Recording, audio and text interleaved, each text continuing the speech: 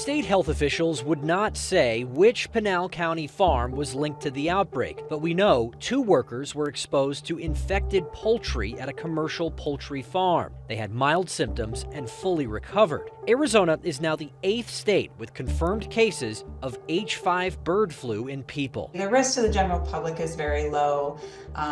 While there is no human-to-human transmission of H5 bird flu yet, so unlikely to spread it from person to person. We know there is a high risk for individuals who come in contact directly with sick animals or sick birds. The virus has sickened wild birds across the country, but so far there have only been about 60 cases in people nationally, almost all linked to people working with infected birds or cows. We're seeing bird flu spreading among poultry, wild birds, cattle, humans, and this is really Russian roulette for creating a situation where you have mutations for adaptation to human transmission. Dr. Celine Gounder told CBS News the first sign of human-to-human transmission would change the stakes. And that is one of the signs of something that a virus that could be on the verge of becoming pandemic when you have human-to-human transmission. We worry about animal viruses that we have not developed immunity to before.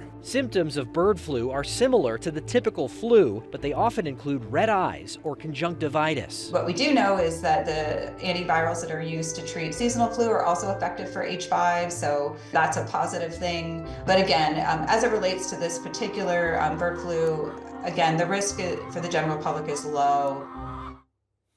Okay, so bird flu is not new. Doctors have tracked different strains of it for centuries. This particular variant, H5N1, emerged in birds abroad in 2020. The first U.S. case in a person was in 2022. And because of that, farmers have had to cull more than 100 million birds. This year, 2024, was the first time the virus showed up in dairy cows. Jared? Derek, thanks. And as we